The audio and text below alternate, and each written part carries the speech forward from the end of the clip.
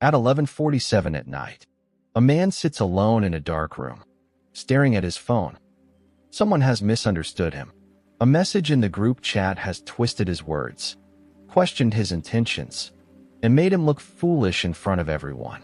His fingers move quickly across the screen. He writes a long reply. Then, he deletes it. He writes another. Sharper this time. More aggressive.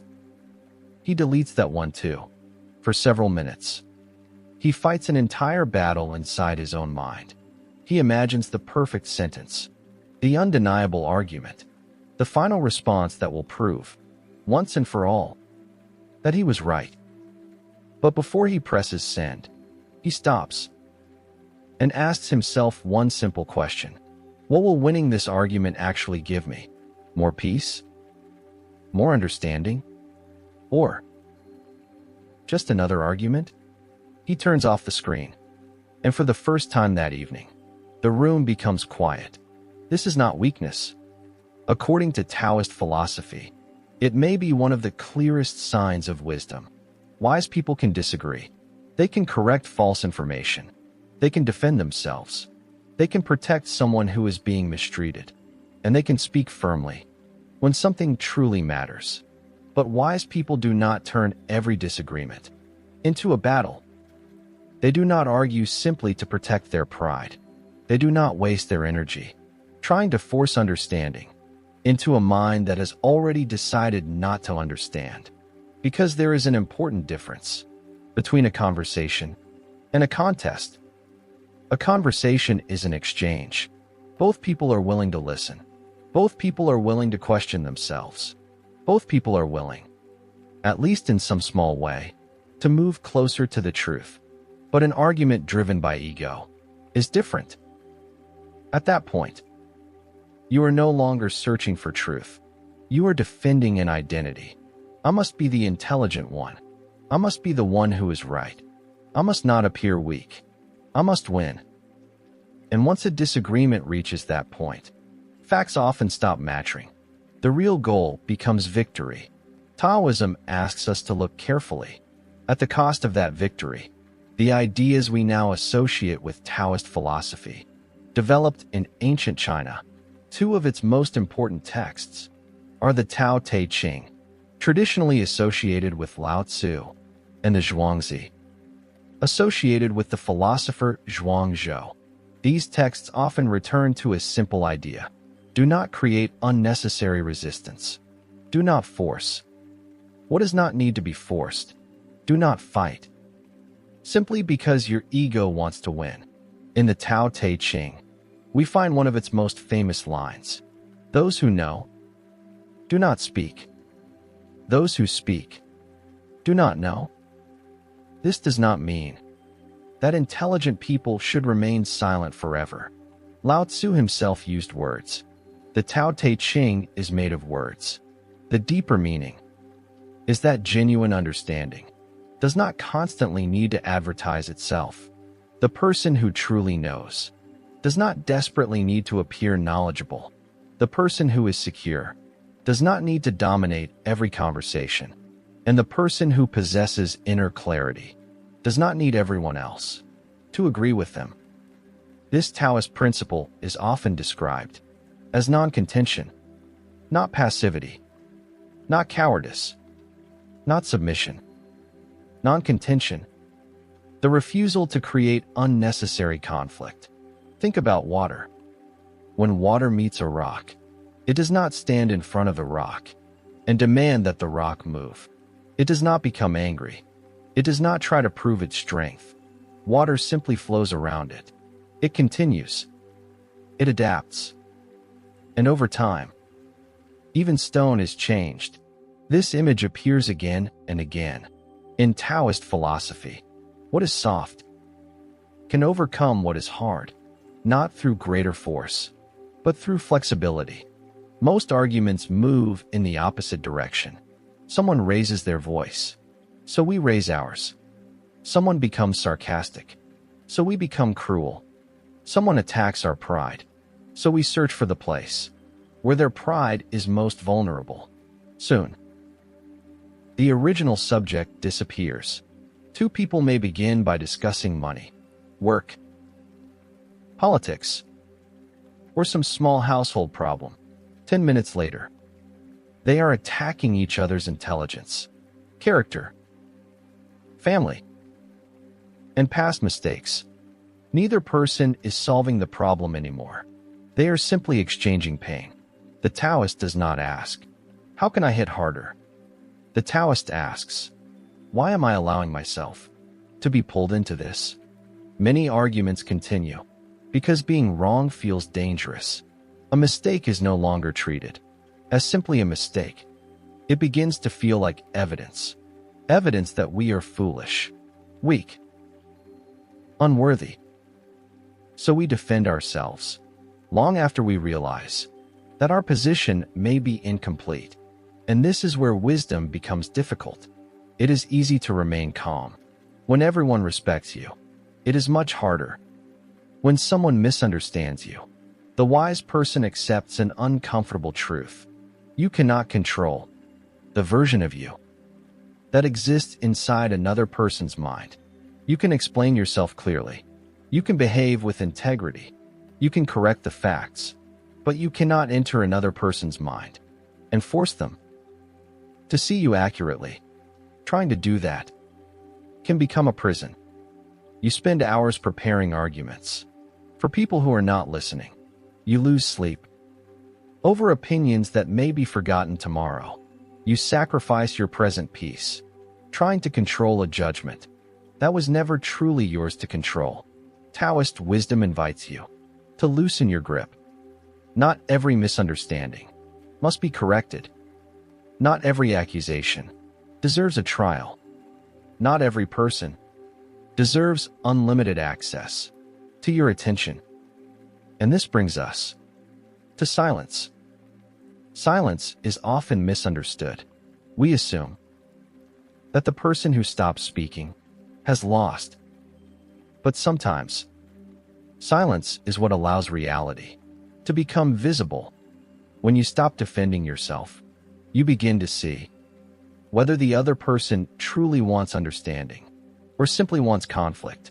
When you stop interrupting, you hear what is actually being said. And when you stop preparing your next response, you may begin to notice your own fear, your own anger, your own insecurity. Arguments create noise. Silence creates space. And inside that space, you may discover that the real problem is not what you thought it was. Perhaps your partner is not really angry about the dishes. Perhaps they feel ignored. Perhaps your coworker is not attacking your idea. Perhaps they are afraid of losing influence. Perhaps you are not defending truth. Perhaps you are defending your pride. Silence does not automatically solve conflict, but it often reveals the true shape of the conflict. The Zhuangzi takes this idea even further. Again and again, it challenges the certainty with which human beings judge the world. What seems useful from one perspective may seem useless from another. What seems obviously correct to you may appear completely different to someone standing somewhere else. Zhuangzi does not simply tell us that every opinion is equally true. Instead, he reminds us that our perspective is limited. We see life through our experiences, our fears, our culture, our desires, our memories, our language. And yet, during an argument, we often behave as though we are standing outside the universe, seeing everything perfectly. The other person is trapped inside a perspective, but somehow we imagine that we are not. The wise person remembers, I may see something that they do not see, but they may also see something that I have missed. That small amount of humility can completely change a conversation. You stop listening only to find weaknesses. You begin listening for information. You no longer need to destroy the other person's position. You become curious about how they arrived there. And sometimes, curiosity succeeds where force fails. Now imagine something very ordinary. You are in a meeting at work. You are presenting an idea. Before you finish, a coworker interrupts you and says, "This plan clearly wasn't thought through." Immediately, something inside you reacts. You want to defend yourself. You want to attack them back. Maybe you remember mistakes they made last month. Maybe you want to embarrass them in front of everyone. But instead, try a Taoist response. Pause. Just for a moment. Feel the reaction without obeying it. Then ask, which part of the plan concerns you most? That single question changes the direction of the conversation. If your coworker has a legitimate concern, you may receive useful information. If they are only trying to embarrass you, your lack of emotional resistance gives them very little to fight against. Then, separate the issue from your identity. A weakness in the plan does not mean that you are weak. A question about your work is not automatically an attack on your worth. Respond only to what is useful. You might say, "That risk is real. Here is how I plan to address it." Or, "I don't agree with that conclusion. I'll send the relevant numbers so we can review them carefully." And then, stop.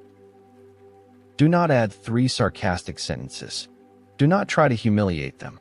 Do not transform a professional disagreement into a personal war. You have defended your work without feeding the conflict. That is non-contention in practice. But there is something important we must make clear. Taoist calm does not mean tolerating abuse. It does not mean allowing manipulation. And it does not mean remaining silent when someone is being harmed. There are moments when silence protects peace, and there are moments when silence protects the person causing the harm. Wisdom means knowing the difference. Sometimes you need to say, "That behavior is not acceptable," or, "I am willing to discuss this, but I will not continue while you are insulting me," or simply, "If this continues, I will leave." These are not necessarily arguments. They are boundaries. An argument tries to control another person. A boundary explains what you will do. The Taoist sage does not need to scream in order to be firm. Calmness and strength are not opposites. Water is soft, but a flood cannot be commanded. Bamboo bends, but it is not easily broken. The deepest strength often has no need to advertise itself. Channels perspective. We believe the greatest danger in arguing is not simply that you may lose your temper. The deeper danger is that over time, you may build an identity that depends on opposition. You begin to feel most alive when correcting someone. You search for foolish opinions because they give you an opportunity to feel superior. Your mind slowly becomes a courtroom, and everyone you meet is placed on trial. Eventually, even peace begins to feel boring because peace gives the ego nothing to defeat. From our perspective, Taoist non-contention is not a technique for appearing calm. It is a way of refusing to build your life around enemies. The goal is not to become better at winning arguments. The goal is to become so inwardly grounded that many arguments no longer feel necessary. So the next time you feel yourself being pulled into conflict, ask for questions. Is this person actually willing to listen? Is something important really at stake? Will my response create clarity or only more heat? And finally, am I defending the truth or am I defending my image? You may still choose to speak, but your words will come from intention rather than impulse. And sometimes you will realize that no response is required. Let the accusation pass. Let someone else have the final word. Let people misunderstand what they are determined to misunderstand. A river does not stop flowing to explain itself to every stone. Wise people do not avoid pointless arguments because they are afraid. They avoid them because they understand the value of their attention. They know that peace is not found by defeating every voice that challenges them. Peace begins when every voice no longer has the power to control their mind. You do not need to attend every argument to which you are invited. Sometimes, the most powerful answer is a calm explanation. Sometimes, it is a firm boundary. And sometimes, it is silence. If this Taoist perspective helped you see conflict differently, like the video and subscribe for more timeless wisdom for modern life.